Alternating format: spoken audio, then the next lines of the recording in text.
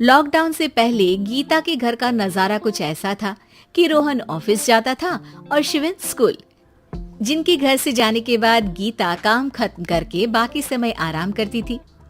लेकिन लॉकडाउन के बाद ऑफिस और स्कूल घर में ही खुल गए और इससे गीता का हाल वो तो आपको देखने में ही मजा आएगा। शिविन, ओ शिविन, महाराज उठने के लिए क्या 21 तोपों की सलामी लेंगे? अरे बिस्तर से बाहर निकल, ऑनलाइन क्लास स्टार्ट होने वाली है। अरे तुम भी हद करती हो, स्पीकर की तरह चिल्लाने की क्या जरूरत है? दिख नहीं रहा मेरी कॉन्फ्रेंस चल रही है।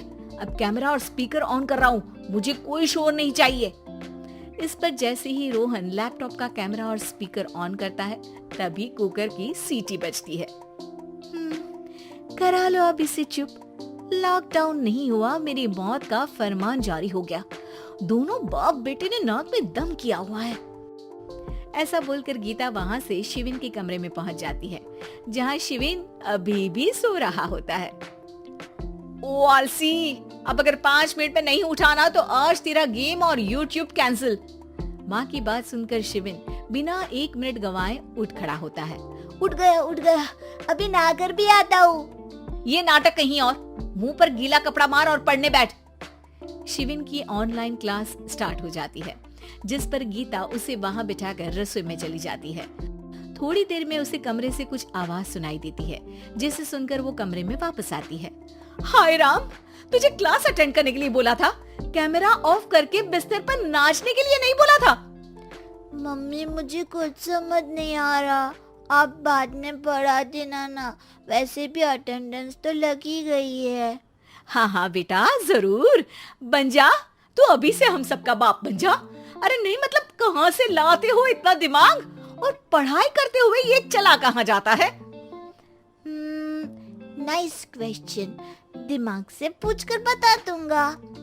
शिविन की बातों से परेशान होकर गीता उसे मारने के लिए जैसे ही आगे बढ़ती है तभी वो कमरे से बाहर भाग जाता है। अब शिविन आगे आगे और गीता हाथ में चप्पल पकड़े उसके पीछे पीछे पूरे घर में दोनों घूम रहे होते हैं। इसी बीच वो रोहन के पास पहुंच जाता है और शिविन को मारने वाली चप्पल रोहन के लैपटॉप पर जाकर गिरती है। ओए माँ! मम्मी, अब पापा को चप्पल मार रही हो? वो आज तक के रिपोर्टर, चुपचाप जाकर क्लास अटेंड कर ले, नहीं तो अगली तेरे पीछे लगेगी। इस पर शिविन वहां से चला जाता है, जिसके बाद रोहन गीता से कहता है, इस सर्कस के लिए कुछ बोलना चाहोगी? अरे क्या करूं, जब से तुम दोनों घर में रहने लगे हो, घर अपने आप ही सर्कस बन गया है और मैं तुम्हारी नौकर। कभी बेटी को संभालो तो कभी बाप के नखरे उठाओ। इन्हीं सब उथल पुथल में दिन बीतते रहते हैं, जिसमें हर रोज घर के अंदर कुछ नया सियप्पा खड़ा मिलता है, जो ज्यादातर शिविन और रोहन के ऑनलाइन स्कूल और ऑफिस से रिलेटेड ही होता है। एक सुबह, शिविन चलो उठ, आज की क्लास जल्दी है। कैमरा ऑफ करके आप अटेंड कर लो। अरे ऐसे छित्तर पड़ेंगे, दादी नानी सब एक साथ याद आ जाएंगी। गीता की लाख मशक्कतों के बाद क्लास तो खत्म हो जाती है, लेकिन उसके बाद शिविन फोन इस्तेमाल करते हुए इंस्टाग्राम रील बनाने लगता है। रसोड़े में कौन था? तुम थी, मैं थी, कौन था? हाँ, मैं गरीब हूँ। अरे ओ गरीब के बेटे, आजा, मैं बनाती हूँ तुझे गरीब। मैं बताती हूँ रसोड़े में कौन था। पढ़ाई करने बोलो तो इनकी माँ मर जाती है, और ये पागलपंतियाँ जितनी मर्जी करा लो। गीता शिविन को डांट रही होती है, तभी रोहन बीच में बोल पड़ता है। अरे बच्चा ही तो है, इतना गुस्सा क्यों कर रही हो?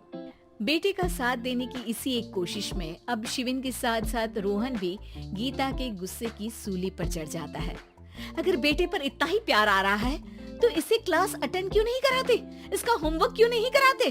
उस समय तो बहुत जल्दी मीटिंग आ जाती है, वो काम मैं करूं और यहाँ इस बेफिजूली की चीज में तरफदारी करके बन जाओ महान।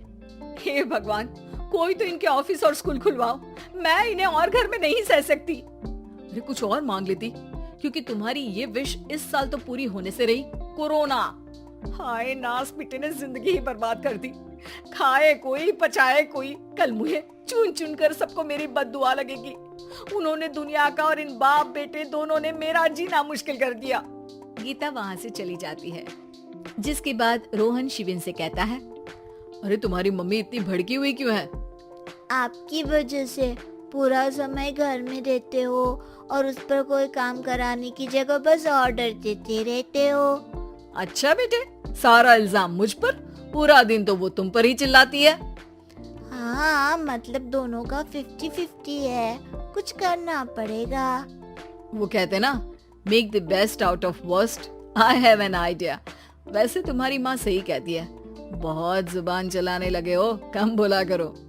अगली सुबह रोहन और शिविन अपनी गलती को सुधारने के लिए गीता के उठने से पहले घर का आधा काम खत्म कर देते हैं, जिसे देखकर गीता खुश हो जाती है और फिर बाकी बचा काम वो तीनों मिलकर पूरा कर लेते हैं। जिसके बाद अब वो सब मिल बांट कर हर काम में एक दूसरे की मदद करते हुए लॉकडाउन का मजा लेने लगते हैं।